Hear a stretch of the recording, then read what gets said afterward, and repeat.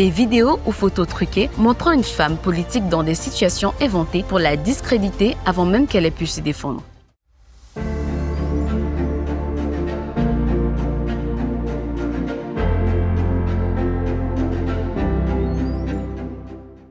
En période électorale, l'espace numérique se transforme. Les informations circulent plus vite, les émotions montent et les manipulations se multiplient. Parmi les cibles privilégiées de ces manipulations, les femmes candidates, les femmes militantes, les femmes qui s'informent, qui votent, qui participent à la vie politique. Ce n'est pas un hasard. Affaiblir la participation des femmes dans la vie publique, c'est affaiblir la démocratie elle-même. Et ceux qui veulent manipuler le débat politique le savent. Comment se manifeste cette désinformation ciblée? Les fausses murmures sur les candidates, des informations inventées ou déformées sur la vie privée, le passé ou les positions d'une femme candidate diffusées massivement pour ternir son image et décourager ses soutiens. Les faux appels à l'abstention, des messages qui circulent dans des groupes WhatsApp ciblant spécifiquement les femmes avec des fausses informations sur les dates de vote, les lieux de bureaux de vote ou les conditions d'inscription. Les deepfakes et montages compromettants, des vidéos ou photos truquées montrant une femme politique dans des situations inventées pour la discréditer avant même qu'elle ait pu se défendre. La désinformation sur les droits des femmes, des fausses informations sur ce que les candidats ou les lois prévoient concernant les droits des femmes pour orienter le vote sur la base de peurs fabriquées. Le harcèlement numérique ciblé, des campagnes d'intimidation visant les femmes qui s'expriment publiquement sur des sujets publics pour les réduire au silence avant, pendant et après les élections. Comment vous protéger et protéger votre entourage? Vérifiez les sources avant de partager. Une information qui provoque une forte émotion, la colère, la peur, l'indignation, mérite d'être vérifiée avant d'être transmise. Cherchez la même information sur plusieurs sources fiables.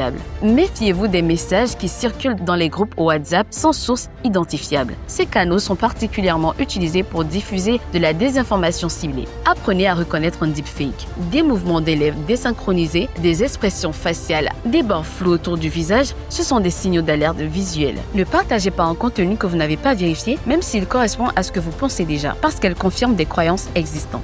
Signalez les contenus trompeurs aux plateformes et aux organes de surveillance électorale compétents dans votre pays. Votre vote est en pouvoir, votre information est en bouclier et votre capacité à distinguer le vrai du faux est l'une des formes de résistance les plus puissantes face à ceux qui voudraient manipuler votre voix. Ne laissez personne décider à votre place, ni de ce que vous pensez, ni de ce que vous faites de votre bulletin. Informez-vous, protégez-vous et rappelons-le ensemble, le numérique doit être un espace sûr pour toutes. Ceci est un message de Women EdTech et la FOBAF avec l'appui technique et financier de l'Association des blogueurs pour une citoyenneté active et le soutien de ses partenaires, notamment la Fondation de l'innovation pour la démocratie, Inades Formation et Macom.